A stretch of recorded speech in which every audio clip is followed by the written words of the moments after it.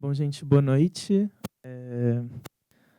Bom, é um prazer receber aqui a Luísa Vollinger, da UFINA. Vou pegar aqui a minha colinha para apresentar ela.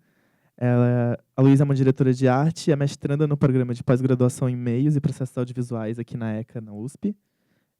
Ela pesquisa cinema tcheco desde 2020 e realizou estágio de pesquisa em Praga, que é na República da Tcheca. Atualmente investiga as relações entre direção de arte e roteiro na obra de Esther Krumbatova. Eu posso complementar dizendo que a Luísa dá aula sobre esse filme lá no nosso departamento de cinema aqui na USP. Faz uns 4, 5 anos, mais ou menos. E pode complementar. Oi, gente, boa noite. Bom, como a Fifi falou, eu pesquiso já cinema tcheco, mas especialmente esse filme há bastante tempo. Principalmente nesse meu estágio que eu fiz lá, eu pesquisei os documentos do processo desse filme e que revelam muito sobre o resultado dele. E pensando onde ele está inserido aqui nessa mostra, né, pensando na magia do cinema, ele é um filme que ele surge com uma proposta de ser bem realista, mas a diretora do filme, que é casada com o diretor de fotografia, notou os experimentos que ele fazia em casa, com vídeos de família, com colagens, com fotografias estilo que ele acumulava ao longo da vida. E ele é um fotógrafo que gostava de experimentar com cor, mas vendo esses experimentos de colagem que ele fazia em casa, para ele, ela queria fazer uma aplicação nisso no filme. Então, ela muda completamente o projeto desse filme, que era realista, para ser algo que usasse a colagem como forma, como linguagem, como tema desse filme. Então, ela também colabora com a figurinista do filme no roteiro. Os três colaboram, fazem esse roteiro juntos.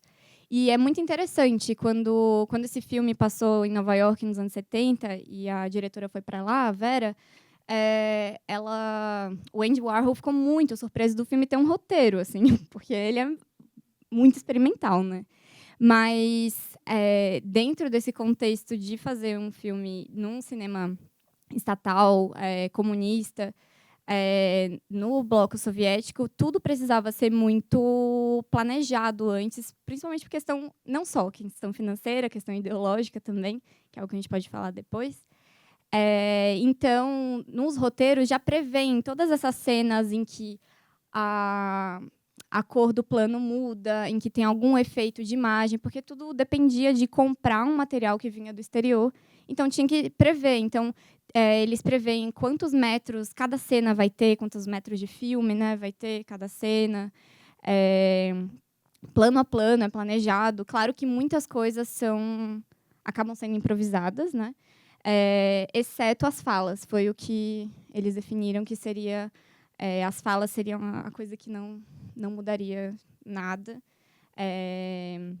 Então, usa a partir dos diálogos para estruturar o filme, mas todo o resto poderia mudar de acordo ali com o momento, né, da improvisação do set permitisse, né? E tendo, né, esse alinhamento das principais áreas no roteiro já, isso também permite um diálogo mais fluido na hora do set e poder fazer essas mudanças. Bom, vou começar aqui puxando o assunto que a gente está na mostra A Magia do Cinema, aqui do Sinusp.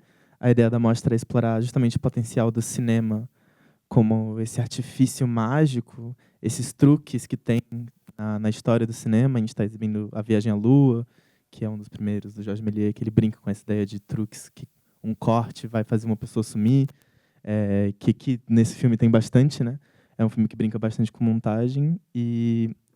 Acho que você falou isso de ser um filme muito bem planejado e é surpreendente porque ele é muito irreverente e anárquico, assim como as personagens, né? Então a gente, quando pensou em incluir ele dentro da nossa curadoria, foi justamente por esse lado dele mesclar essa ideologia dela, a ideologia do próprio filme, esses questionamentos que elas fazem do não importa, importa, não importa, nada importa. Tá muito presente nesses truques também, né? Nessas mudanças de cores que, apesar de ser muito planejadas, por vezes, assistindo, a gente fica nesse estado de deslumbramento que é tipo, o que está acontecendo? Por que está acontecendo? Porque é muito aleatório também. Não tem, mas o que significa essa mudança aqui? Não importa. Boa noite, meu nome é Beatriz. Eu achei muito interessante ela usar a condição feminina para todas essas experimentações visuais e tudo que ela fez, inclusive com música e todo filme, ele está embasado na condição feminina e o questionamento, né, em relação a ela. O que você comentaria sobre isso? Esse é um ponto interessante, porque é um filme que ele grita feminista, mas as autoras odeiam classificar o filme assim. Tipo, elas têm que pensar até um leste europeu, é outro contexto. O feminismo, elas veem como uma ideia vindo do Ocidente. E elas, inclusive, pensam, poderíamos colocar 2 homens. Elas até ficam nessa situação de a gente não é a favor dessas 2 meninas, porque no fim elas também não estão felizes, elas também estão fazendo destruições, mas nem sempre a gente pode confiar nos autores, né? E o fato é que elas escolheram, sim, ser duas mulheres. Então, e elas estão brincando com objetos fálicos, elas estão fazendo homens de bobos.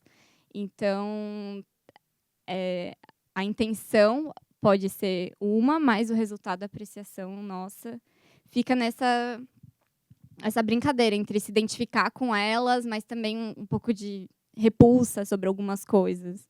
Então, eu acho que sim, é possível, mas eu gosto de pensar nessa ambiguidade também.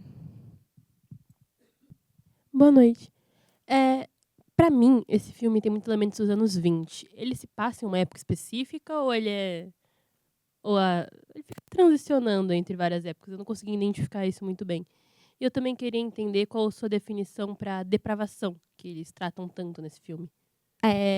A ideia do filme é não ter uma época definida, mas dá para dizer que ele está inserido nos anos 60, porque é um momento lá na história e na cultura tcheca em que tem uma volta dessas vanguardas dos anos 20 e 30. Então, até aquele clube de jazz, por exemplo, ali que eles estão fazendo a dança, é algo que volta um pouco clandestinamente nessa época, em Praga. Então, elas estão dialogando também com as referências, né, as vanguardas, enfim, surrealismo, dadaísmo, estão em diálogo com isso. Mas é interessante que os surrealistas tchecos, eles odeiam esse filme. Para eles, não é o que... Porque o surrealismo tcheco é diferente do francês. Os tchecos, o surrealismo é muito mais ligado à realidade, a partir de uma subversão da realidade que a gente identifica, do que uma brincadeira boba de mau gosto, como eles chamam assim, esse filme na época. Então, eles estão muito mais ligados ao Milos Forman, o que ele faz nessa época lá, do que a Titilova. Mas, sim, é um movimento, é um momento que está voltando. Filmes também que adaptam romances dos anos 20 e 30 também estão inseridos nesse contexto. E depravação. Eu acho que é mais nesse sentido de elas partem de um tédio e depravar em todos os sentidos, depravar as normas culturais, depravar a posição também da mulher nessa sociedade, né? Elas saem para beber, elas bebem cerveja de um canudo, assim, algo que não faz nenhum sentido. Elas fazem uma série de ações que não fazem nenhum sentido. Constranger os homens nesse espaço público. Tem muito constrangimento, assim, e elas vão se divertindo dessa forma. Até queimar o apartamento, destruir o próprio apartamento, ele vai evoluindo, né, nessa destruição. É isso, elas vão se destruindo as pessoas à volta delas, destruindo os espaços à volta delas, mentindo, roubando, tudo isso engloba esse mundo de depravação que elas estão buscando. Aproveitar isso da depravação justamente para perguntar, porque da ideologia do filme que você está falando. O filme foi banido, né, na época do lançamento, pelo que eu pesquisei. E depois, mais ou menos? Vamos descobrir. E também eu vi que o governo dificultou o trabalho da Tchilo um pouco depois desse filme. Justamente pela ideologia que ele fala, tem essa coisa anárquica e esses recados no final, quando aparece o texto, que é... Esqueci agora a frase final, que é para aqueles que se irritam apenas com saladas pisoteadas. Queria que você comentasse um pouco mais dessa questão ideológica. Eu vi você que levantou a mão, daqui a pouco vai. Isso é curioso, né? Porque, como eu falei, dentro desse cinema estatal tem várias etapas para aprovar um filme, né? E o roteiro é uma dessas etapas. Então, é um projeto que, desde o primeiro roteiro, ele já era problemático. Muito mais... Tinham várias questões que eles pediram para omitir. Por exemplo, tinha uma cena de insinuação sexual entre as duas. Falaram, agora não. E muito mais como essa irreverência da forma já estava sendo colocada. É um filme que está pedindo material que vem do exterior, que tem tem uma série de cenários. Eles estavam pensando no retorno financeiro também, assim. Então, várias reuniões para como a gente pode fazer esse projeto ir para frente.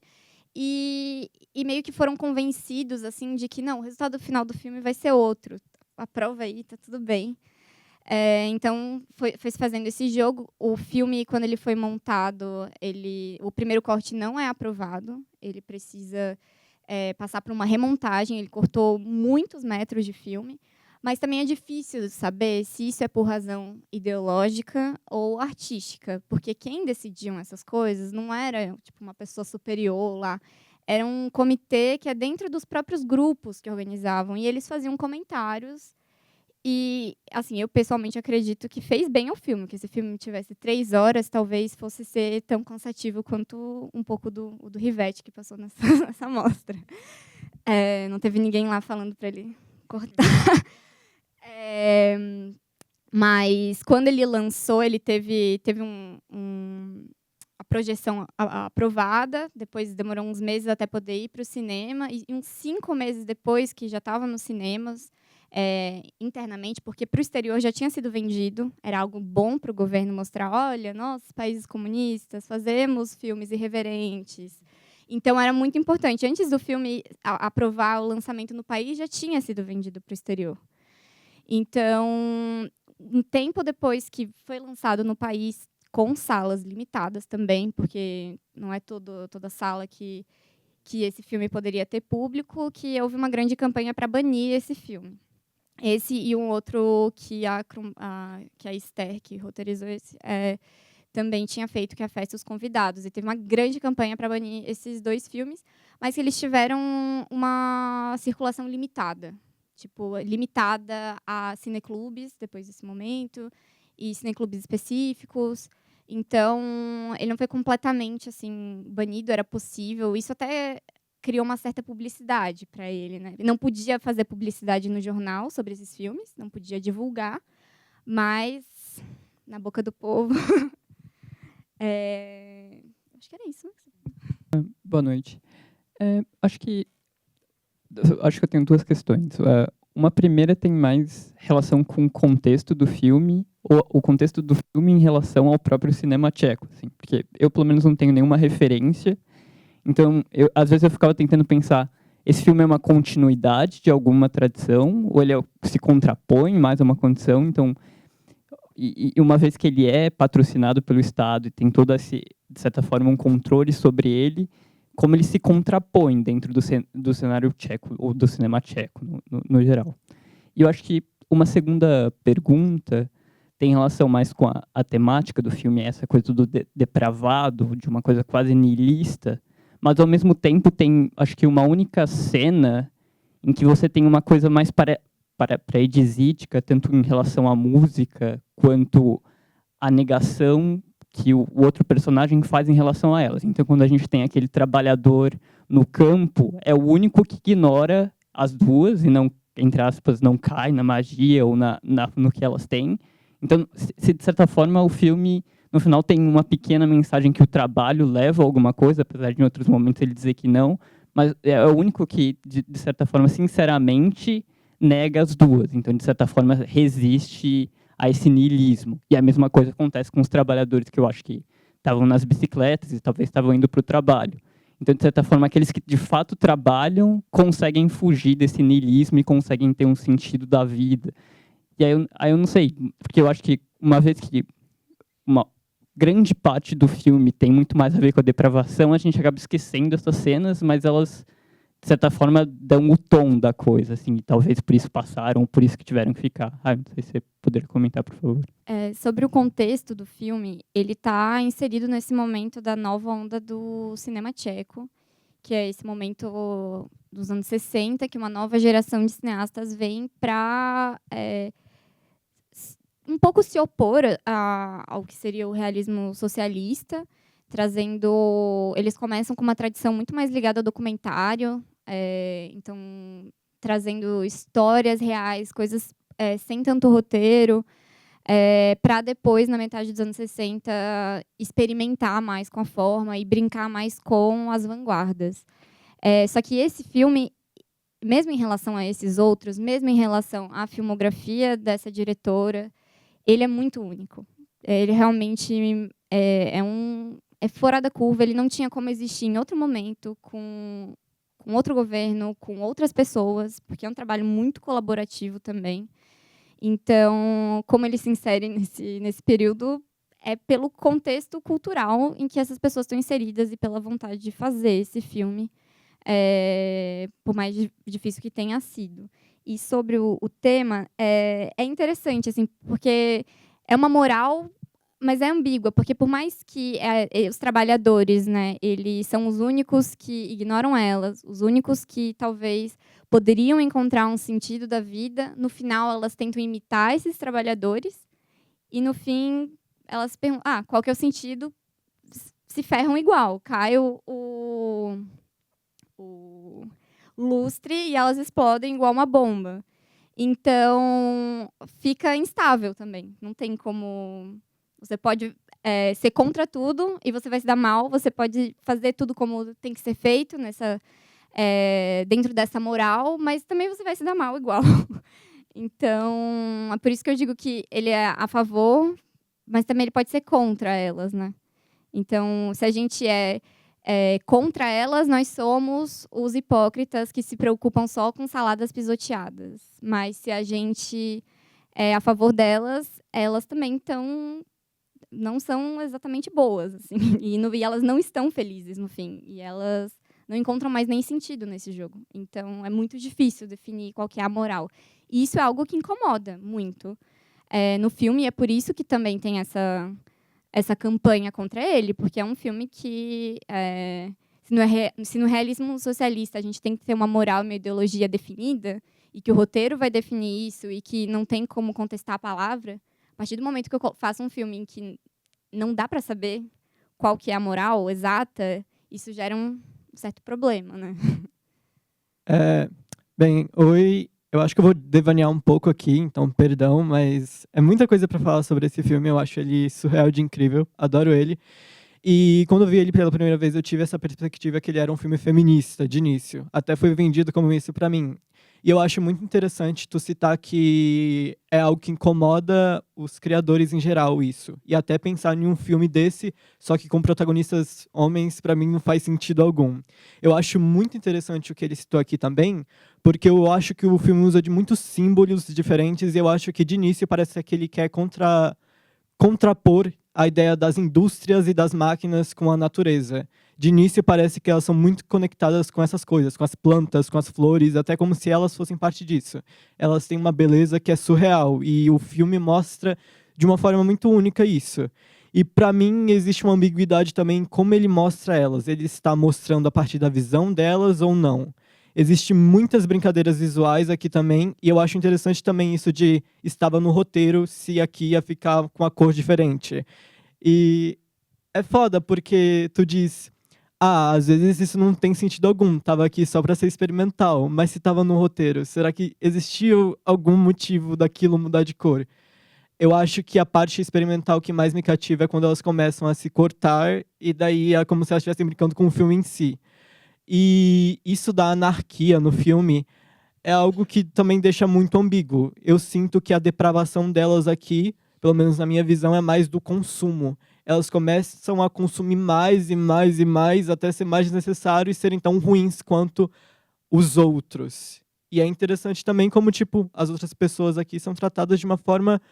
Tipo, ninguém é necessariamente ruim com elas, mas elas têm desgosto a tudo. Eu penso em algo tipo História do Olho, que também fala sobre personagens atrás de depravação, só que é completamente sexual. Eles não ligam pra nada que tá em volta deles, e isso acaba destruindo eles, mas de uma forma niilista também. Então, sei lá, pra fechar com um questionamento que possa ser respondido, até onde vai isso da simbologia do filme, das metáforas dele serem tão niilistas e tão tipo, tanto faz, tanto fez, porque não dá pra tirar um sentido algum. Será que o filme realmente está falando sobre alguma coisa nesse ponto específico? Tipo no que ele citou, que pra mim ele diz algo. Mas também não sei.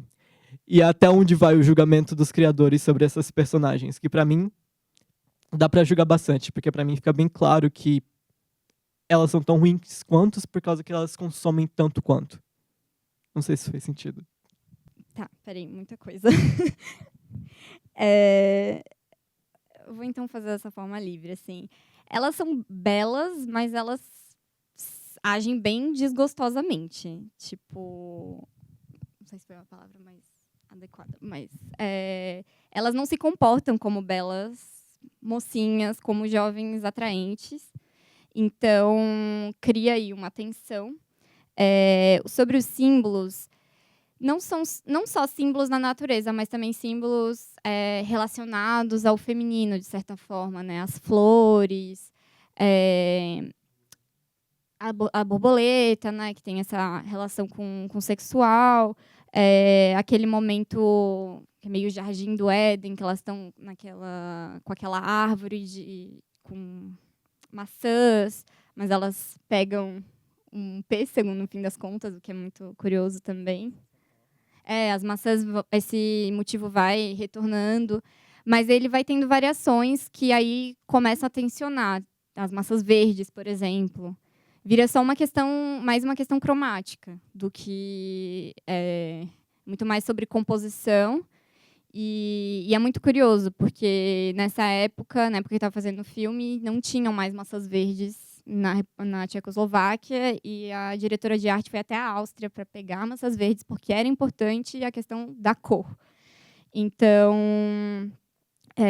por mais que seja difícil definir os motivos deles acontecerem, é uma escolha muito precisa. Então, as imagens de flores, por exemplo, são todas do arquivo pessoal do diretor de foto, que ele tinha várias imagens de flores e ele tem vídeos lindos assim que ele faz com a filha, fazendo sobreposições com flores, assim. Então vem de um interesse, uma pesquisa estética também dele. Sobre o motivo da colagem e do consumo, você falou que elas consomem tanto quanto eles, elas consomem mais do que eles, porque não é só, elas não estão comendo para se alimentar, é além disso. É a todo momento essa fome, quando a comida acaba, elas vão se contentar com um recorte de uma fotografia de comida. Então, não é pela fome, é realmente esse consumo desenfreado que é uma interpretação que faz bastante sentido assim, com o filme. Mas também é sempre instável as interpretações, né? Então, é sempre... E esses recortes vão voltando, né? Porque ela começa recortando de uma revista, e daí a gente tem planos, por exemplo, vários planos de closes, planos detalhes de imagens de rosas. Daí depois ela vai lá e faz um recorte disso visualmente. Ela recorta o corpo, a imagem do corpo, para depois o filme fazer um recorte da imagem delas. Então, ele vai estar a todo momento explorando esse recurso e até tornar uma abstração, né? O próprio quarto delas nessa cena se torna uma colagem também. Não tem mais relação fundo, primeiro plano e fundo. Elas são tudo uma coisa só, vira uma coisa só, todo um plano cheio de informação em cima. Então, é isso, elas vão sendo absorvidas pelo filme também. Só para acrescentar nessa ideia, que foi algo que eu percebi muito vendo agora dessa vez, que tem muito esse símbolo da tesoura, né? Elas estão sempre recortando, ou despedaçando, quebrando algo. E geralmente é logo assim que elas fazem algo assim, é quando o filme tem esses momentos de colagem. É muito interessante você trazer que o que mudou a proposta inicial do filme foi essa inspiração numa colagem. O filme é muito uma colagem em muitos sentidos e tem muito a ver com o que elas fazem, né? Uma colagem no sentido mais destrutivo também do que construtivo. Aí também em relação à própria montagem do filme, né, feita, que é o recorte de frames, que um vai ser colado um do lado do outro. E esse filme é interessante, que ele tem esses momentos em que o filme faz colagem em cima dele, então quando recorta a cabeça delas e vai colando nos frames. Mas aí o filme seguinte, conectando o que você falou sobre o trabalho ter sido dificultado ou não, ela faz mais 2 filmes depois desse, antes dela ter realmente o trabalho dificultado. Um deles é o Fruto do Paraíso, que é ainda mais experimental que esse, acreditem se quiser. Mas aí essa questão da imagem, agora não é uma colagem, uma imagem seguida da outra. Eles vão sobrepor todas as imagens. Então é uma sobreposição maluca o filme, assim, na própria película, para também investigar isso da sobreposição do ator no cenário, criar cenários em que o ator fica também criando sobreposições assim físicas. E daí depois esse filme, O Fruto do Paraíso, ele é gravado enquanto está acontecendo a ocupação soviética, que acaba com a Primavera de Praga. Então é um filme que como ele é ainda mais experimental, ainda mais ambíguo, não teve tanta também restrição sobre O Fruto do Paraíso. Ele teve uma distribuição ainda mais limitada que Pequenas Margaridas, mas porque ninguém entendeu o filme. Tipo, nem os censores entenderam. No Festival de Cannes, ninguém entendeu. Foi um filme que foi um fracasso. E só faz poucos anos que ele está voltando a compor mostras e está voltando a ver um valor estético nele também. E daí ela faz um filme para televisão, um média-metragem para televisão, e aí ela fica aí um tempo lutando para fazer um filme, né, nesse novo governo que foi instaurado depois da ocupação, que daí foi um momento, mas que não era só ela que também estava lutando, né, nesse período, né? Tiveram diretores como o Eugene Menzel que demorou ainda mais tempo para ele para fazer filme. Mas o caso dela é emblemático porque ela era uma das únicas mulheres nesse contexto brigando por uma posição de diretora. Então, ela dizia que ela gostava de se fazer de mulher histérica, que ela entrava nos lugares, ela saía gritando, falando que não vai deixar eu fazer filme. E eles deixaram ela numa situação bem difícil, porque ela recebia cartas do exterior e não mandavam para ela. Ela não sabia como estava o filme dela. Por exemplo, ele foi aprovado para realização, mas ninguém avisou ela. Então, assim, foi se adiando por muitos anos a realização do primeiro filme que ela faz nesse período seguinte, né, que é O Jogo da Maçã. Alguém tem mais perguntas? Acho que tem tempo para mais algumas. Já foi falado que é um filme mais experimental e tudo, mas eu meio que tava pegando a mensagem no filme e para mim teve uma cena que fechou muito claramente a mensagem e a coisa de ter um roteiro prévio corrobora para isso, ou pode ser que simplesmente eu estou esforçando muito para pôr um sentido em alguma coisa que não tem, mas me parece que o filme fala muito sobre a ocupação de espaço e a partir do momento que você ocupou esse espaço, você usar do jeito que você quiser esse espaço. Elas primeiro começam no Éden, e aí elas estão entediadas, e elas vêm para o mundo, e elas estão no mundo, e elas querem se comportar no mundo do jeito que elas querem se comportar no mundo. Não simplesmente ocupar o mundo como uma mulher deveria ocupar. E aí tem várias cenas sobre elas em algum lugar, do jeito que elas querem, e deixando esse lugar do jeito que elas querem. Não só o quarto delas, mas vários lugares. E aí, bem para o final, elas estão de frente, elas chegam num bar e aí tá lá, tipo, um bar, não sei o que que é, tá proibido a entrada de mulheres. E aí elas dão um jeito de entrar em algum lugar e elas vão lá para a cena da mesa do banquete e elas claramente não deveriam estar ali e elas não só estão ali, como elas deixam aquilo do jeito que elas querem que esteja. E aí, então, para mim, essa cena fechou muito forte a coisa de ocupação de espaço e não simplesmente estar presente ali, mas do jeito que você quiser estar ali. E rondando isso, começa falando da guerra, e aí vem para isso, e depois volta a falar da guerra, como se fosse. Tem coisas muito mais importantes acontecendo, e vocês estão enchendo o saco porque a pessoa quer estar ali fazendo o que ela quer estar fazendo ali. Aí eu não sei se é muita forçação de pegar esse monte de colagens e, mano, isso aqui tem um sentido, ou se realmente faz algum sentido isso. Então, é curioso o que você fala, mas elas partem, a primeira cena, elas partem do tédio. Elas não partem de elas partem de um jogo. Não, elas não partem de grandes ambições, assim.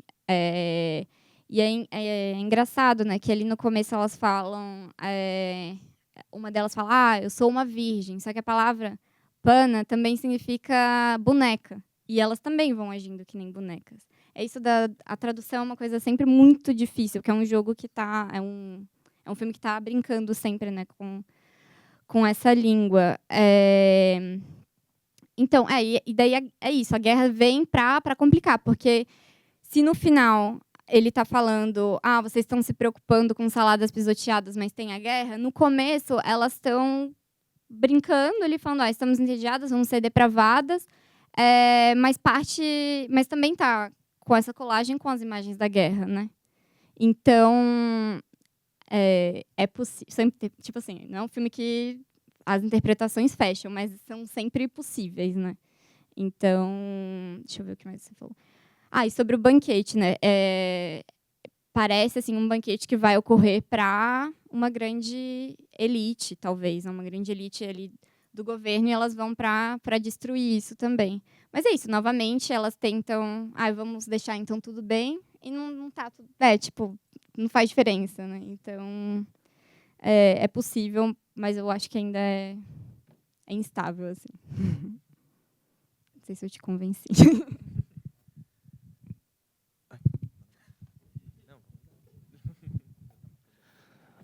Boa noite. Eu queria perguntar o seguinte.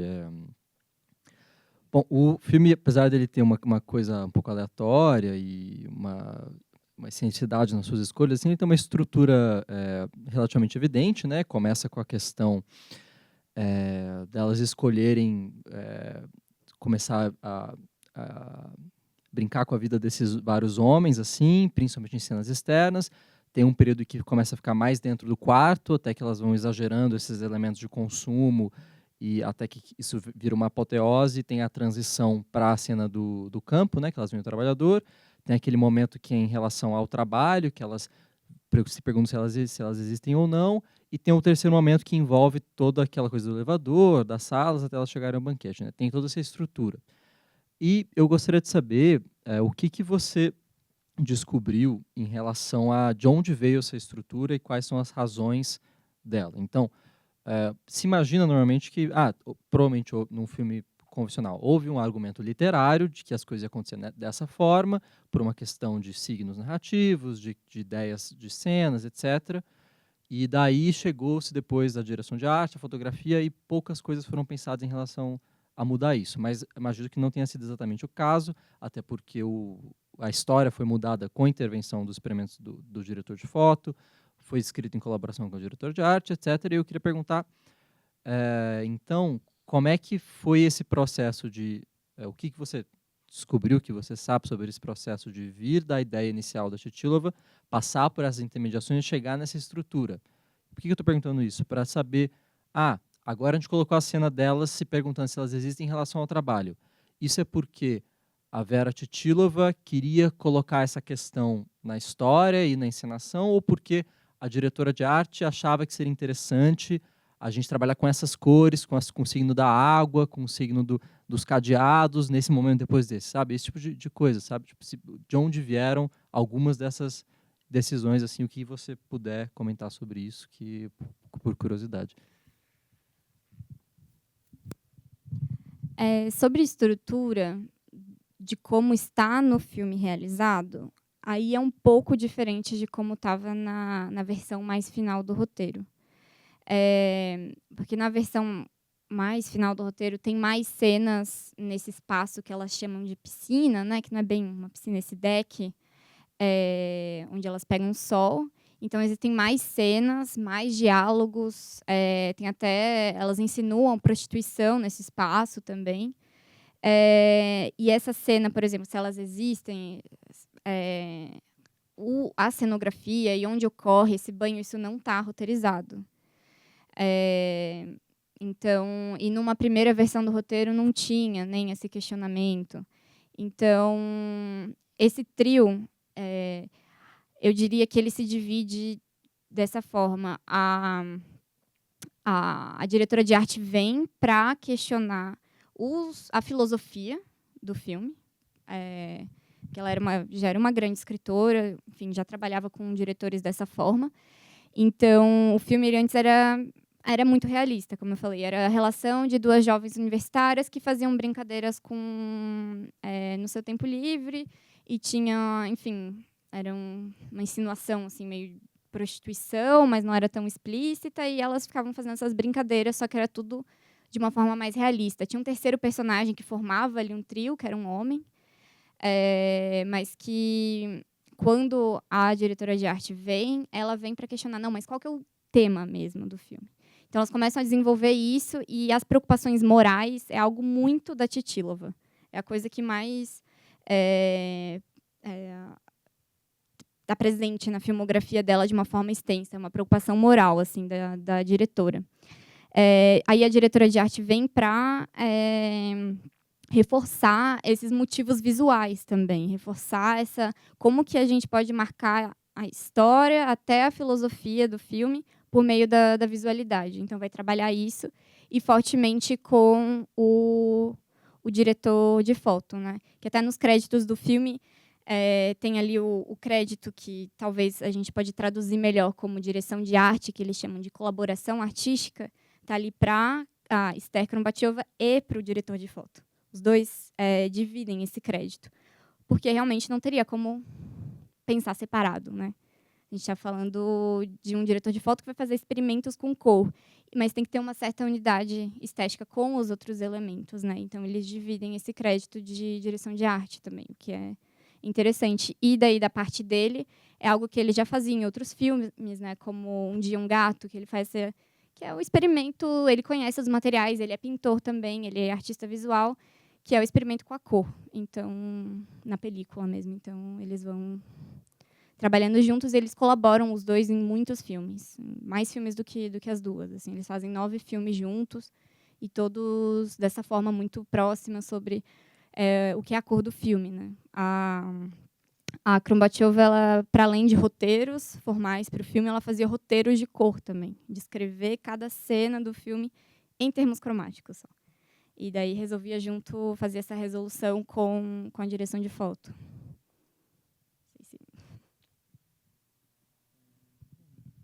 Acho que já para encerrando, vai dar 1 hora de debate. Eu queria só perguntar uns apontamentos finais. Eu acho que a gente falou, quando a gente pensa na linguagem desse filme, e sabendo que o roteiro é planejado, né, bem milimetricamente quase, a gente se pergunta, tipo, a ideia do que eu imagino do que eu li, não como especialista, mas é que também a linguagem está ali a favor desse discurso anárquico, que é, beleza, as mudanças de cores no mesmo plano são planejadas, mas elas estão ali planejadas para acrescentar nesse discurso do será que importa a mudança da cor? Será que importa a mudança o som sincronizado, o som que está saindo? É um filme que questiona muito a moral e questiona muito a linguagem do cinema, né? E você que já viu, se eu já vi poucas vezes e vendo de novo já me trouxe mais questionamentos, queria saber o que nessa, sei lá, 20º visionamento que você fez do filme, o que surgiu e que se destaca ainda para você. E a gente se despede. Foi a primeira vez que eu vi essa restauração, que é bem recente, né, de 2022, numa tela tão boa quanto a do Sinusp. Já tinha visto em outras telas, mas até mesmo na Cinemateca de Praga, tipo, a tela é, nossa, é tipo um quarto dessa. Então, ver nesse tamanho, com essa qualidade de som, faz uma diferença muito grande, porque daí vou notando detalhes que em outros visionamentos eu não notava. Por exemplo, na primeira vez que a gente vê o quarto delas, eu sempre imaginei, concluí que eram desenhos de plantas nesses papéis. Mas eu notei agora que são plantas coladas em cima, uma a uma. Então, traz mais um elemento, assim, mais uma colagem também, né? Não é só um desenho, mais uma colagem feita ali. Então, acho que é isso que eu diria sobre isso. Essas pequenas coisas de arte que eu gosto e me interesso. Então, acabamos nem falando tanto sobre a questão do som, né? Que também é outro elemento de reverência e que está previsto algumas coisas no roteiro também, assim, elas se mexer, vão fazer esse barulho, ela vai tocar um trompete, então tem alguns elementos dessa dissonância que estão previstas, mas é claro que nem tudo, né? Eu falei que o filme foi roteirizado, mas não é que ele é idêntico ao roteiro. Como eu falei, tem cenas que são acrescentadas, tem cenas em que muda. No roteiro, por exemplo, não é um quarto, é um sofá em que elas vão acontecendo, mas daí, ali na presença do set, por exemplo, e é isso, né? Mudar para um sofá, para uma cama, não é uma questão tão ideológica, mas tem uma visualidade mais interessante quando, por exemplo, tem aquela câmera em cima da cama e elas estão se enrolando e fazendo aquelas perguntas, é algo que não estava previsto no roteiro, mas que ali no fazendo surgiu a partir e, enfim, contribui, né? De certa forma. Então, eu acho que seria isso. Bom, gente, então, queria mais uma vez agradecer a Luísa por ter vindo. Podem bater palma. Agradecer muito por todo mundo que ficou, por quem fez pergunta. A gente... Agradecer ao Sinusp, ao convite, à equipe da curadoria, equipe técnica, comunicação, design, todo mundo. Então, é isso, gente. Obrigada. E convidar todo mundo a vir nas outras sessões da mostra. Hoje a gente teve a primeira sessão do filme brasileiro Brasa Adormecida, que a gente está exibindo em 35mm. É um filme muito especial, além de vários outros que estão na mostra. Então, sintam-se convidados e muito bem-vindos.